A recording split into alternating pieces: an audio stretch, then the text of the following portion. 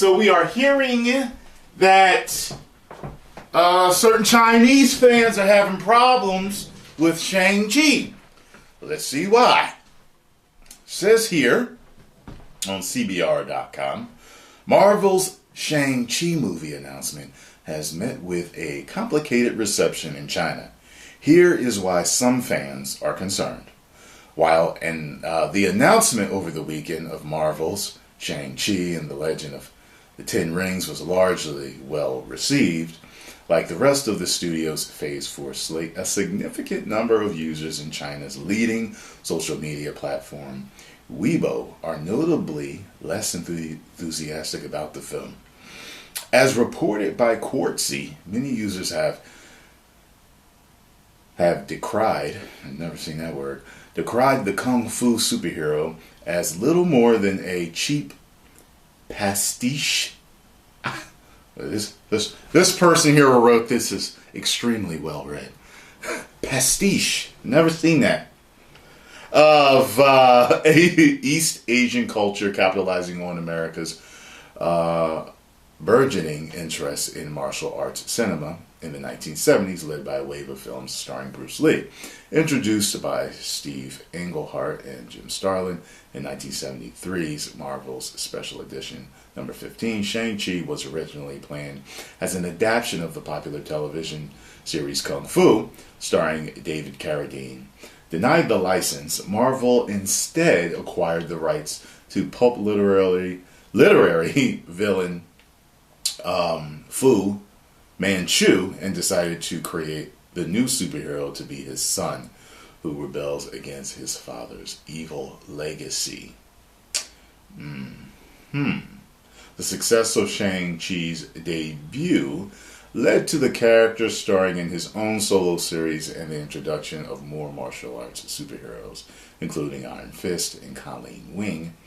After Marvel's license for Fu Manchu expired, the adversarial legacy of the character was largely dropped from Shang-Chi's origins.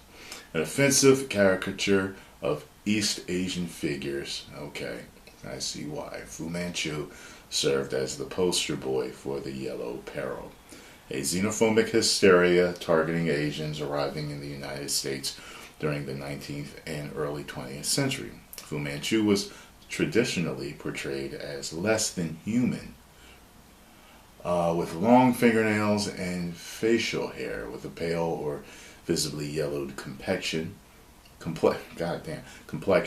as he spotted to eradicate Caucasian men and steal their women for his own nefarious purposes. The character has since largely been decried by Asian American communities as a wholly offensive stereotype and dropped from mainstream popular culture. So, Weibo users note the film's plan to pit Shang-Chi against the Mandarin instead of Fu Manchu swaps out one offensive Chinese stereotype for another. The Mandarin was simply depicted as an East Asian caricature representing the communist Chinese menace when he originally appeared. I don't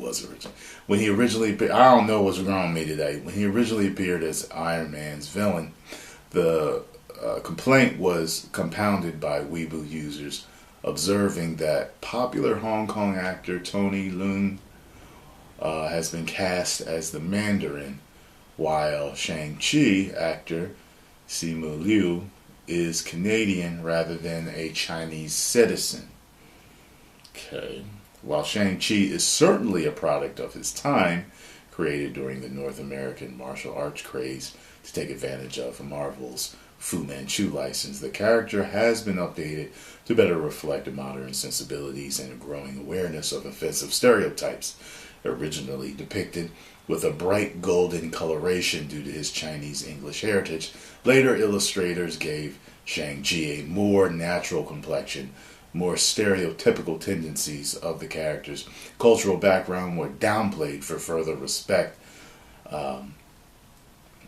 as further respect was paid to his Chinese roots.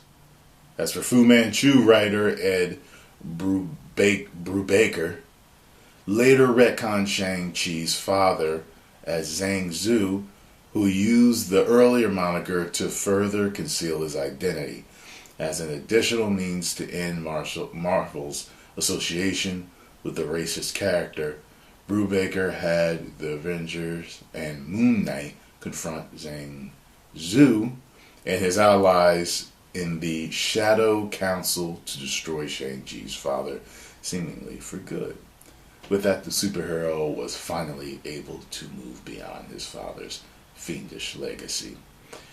Shang-Chi has complicated origins, obviously. Originally, a cash-in on the popularity of martial arts film, with a villainous father who was the literal embodiment of the Yellow Peril. The character led a new wave of comic book heroes, even as he was beyond those stereotypical early depictions. While concerns about the film expressed on Chinese social media are certainly well founded, hopefully Marvel Studios will observe hard-learned lessons from insensitive cultural portrayals. I'll tell you this, okay, I can see why, they would be, with some people would have certain issues with it. I get it. Hey, I would appreciate if we could, market black characters in China the way they're marketed over here. So, you know what I mean? And I would appreciate that. I understand their problem, and I've heard the stories and why they had to drop Finn down and all this other stuff, and and the poster and stuff. I don't understand that. But, yeah. So they don't like being portrayed stereotypically. Same thing with us. So they understand. So, you know what I mean? Anyway, post comments down below. Let me know what you all think. If you enjoyed my reaction to this news, make sure you hit the like button, subscribe, and share. Woo!